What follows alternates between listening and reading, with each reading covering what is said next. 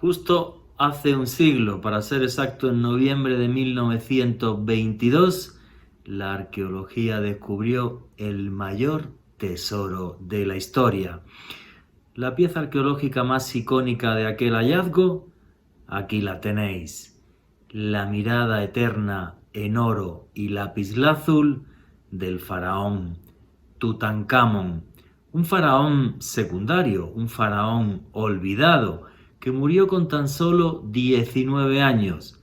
Sin embargo, los tesoros de su tumba hicieron que tuviera un puesto de honor en la historia, pero envolviendo su vida y su fallecimiento, mil y un enigmas, hijo además de un faraón Akenatón que decía comunicarse con los antiguos dioses, dioses venidos de las estrellas. Fue entonces Tutankamón el último faraón que tuvo contacto con extraterrestres. Pues si queréis saberlo, no os perdáis este video.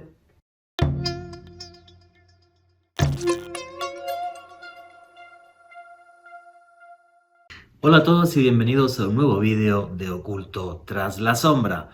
Y aquí lo que hacemos es periodismo de misterio. Nosotros os ponemos los hechos encima de la mesa y vosotros decidís qué hay detrás y qué no. Hoy con un tema que me fascina, el antiguo Egipto. Lo he recorrido infinidad de veces. Por cierto, en este mes de octubre de este año haré un viaje de autor para allá durante 10 días y espero que muchos os apuntéis. Dentro de poco tendréis información de esto en mis redes sociales. Pero bueno, metámonos en materia. Tutankamón fue un faraón menor, sin prácticamente ninguna importancia, que falleció con tan solo 19 años. Sin embargo, el hallazgo de su tumba lo puso en la historia. Y es que es la única vez que se ha encontrado la tumba de un faraón intacta. Fijaros en esa imagen, es icónica para los que nos gusta la historia y la arqueología, es el sello de la tumba del faraón. Esto jamás había sucedido. Nunca se había encontrado una tumba intacta. De ahí la importancia del hallazgo. Y no solo eso, es que el tesoro que se encontró dentro de la tumba para ser un faraón de tan poca importancia era absurdo. Bueno, la persona que estuvo detrás de su descubrimiento es este señor que estáis viendo ahora mismo, Howard Carter. Ni siquiera Howard Carter era un arqueólogo importante. Simplemente, eso sí, fue muy inteligente, porque se puso a buscar en un lugar que ya se había dado por investigado. Él empezó a excavar ahí, justo debajo de los restos que había de lugares de cabañas que eran de los trabajadores que había en el Valle de los Reyes. Y bueno, pues ante su sorpresa y por casualidad, cuando estaba a punto ya de dejar el sitio atrás, encontró una pequeña escalinata. Empezó a escarbar, esto fue en noviembre, repito, de 1922, y la persona que puso el dinero, el que estuvo detrás del hallazgo, era este millonario británico que estáis viendo ahora mismo, Lord Carnarvon. Y también otra casualidad aquí, porque Lord Carnarvon estaba en Egipto y iba mucho a Egipto porque tuvo un accidente automovilístico, y entonces los médicos le dijeron que para sus dolores de huesos era perfecto un clima seco y muy cálido como era el del país de los faraones. Decidió invertir parte de su fortuna en buscar tesoros y encontró, señores, el más grande de la historia. Pero bueno, esto es algo, repito, que dio la vuelta al mundo, y aquí tenéis una imagen de cómo fue o cómo se encontró algo parecido, el tesoro de Tutankamón. ¿vale? Realmente no es así como lo estáis viendo en esa imagen, sino que los objetos estaban completamente desordenados. Fue como si el entierro se hiciera rápidamente, soltaron todos los objetos ahí.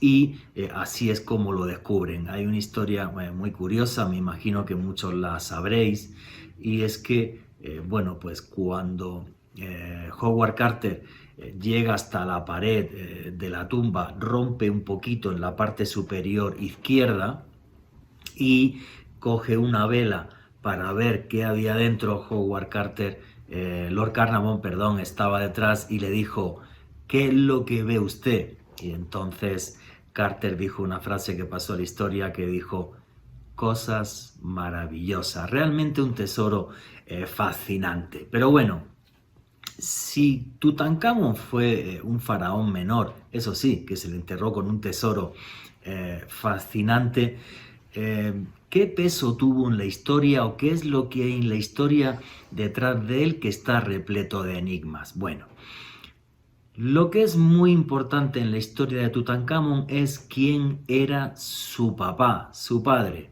Aquí tenéis una imagen de él, Akenatón. Se llamaba Amenofis IV, pero cambió su nombre por el de Akenatón porque, según rezan los textos egipcios, un día que se fue de caza, vio un disco solar como un sol que se apoyaba encima de una roca. Y ese sol le habló y le dijo que tenía que cambiar la religión egipcia, que la religión egipcia estaba errada, equivocada, que solo había un Dios, y ese Dios se llamaba Atón, que era el sol, que con sus rayos nos daba la vida. Bien, lo que se describe sobre Akenatón, sobre Amenofis IV, repito, él cambió su nombre dinástico, es el encuentro con un ovni, con un objeto volante no identificado. Y exactamente igual que los contactados de hoy día, empezó a decir que recibía mensajes de los dioses. Y es más, no solo cambió el arte y la estética, habéis visto la imagen de Akenatón, aquí os pongo otra. Aparece como con cadera ancha, hombros estrechos, su cráneo es alargado como el de los dioses. Y esto es curioso, porque sus contemporáneos dicen en textos que realmente su cuerpo era una cosa horrible. Y bien, después del encuentro con ese disco solar, con ese ovni con el que se comunicó, lo fascinante, fijaros en esta imagen, es que empieza a reflejarse con su mujer, Nefertiti. Ahora después os pongo una imagen con su mujer, con sus hijos, de una forma cotidiana, como una familia más. De ese disco solar, de ese Atón, salen rayos con manos abiertas que van hacia el faraón.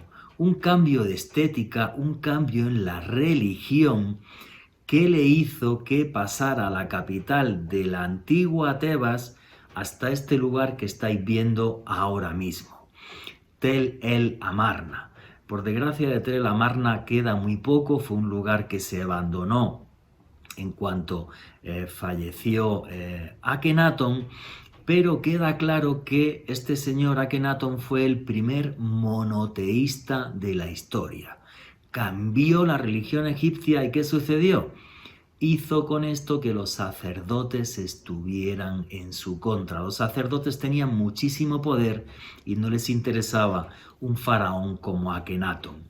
Icónico también de su reinado es esta imagen que estáis viendo ahora mismo, el busto de Nefertiti. Nefertiti significa la bella entre las bellas, una mujer bueno, pues tremendamente hermosa, con la que tuvo 6 hijas. ¿Habéis escuchado bien? 6 hijas. Con lo cual no sabemos si Tutankamón era un hermano de Akenatón o el hijo con una mujer que era una concubina o alguna otra de sus esposas. No podemos saber por qué Tutankamón le sucedió, porque, repito, lo que aparece en la historia son 6 hijas que tuvo con Nefertiti.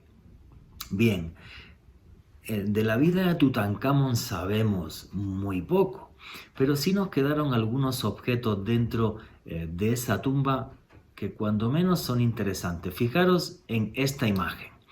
Ahí tenéis la daga de Tutankamón.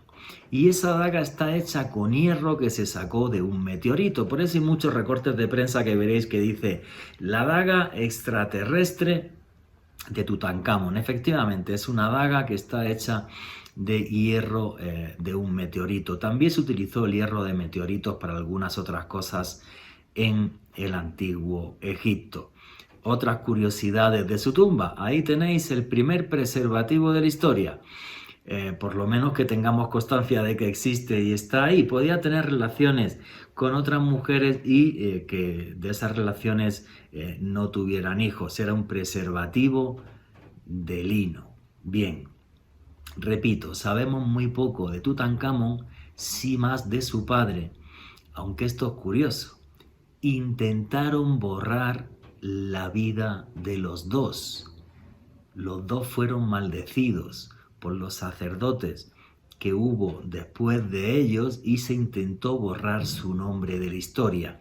Al borrar y tachar los nombres de los cartuchos e intentar borrarlos de la historia, se les maldecía en el más allá para que fallecieran en el mundo en el que viven los dioses. Unos dioses con los que tuvieron mucho contacto, sobre todo su padre, Akenatón, después de ese encuentro ovni. ¿Qué mensaje le dio esta nave extraterrestre a Akenatón?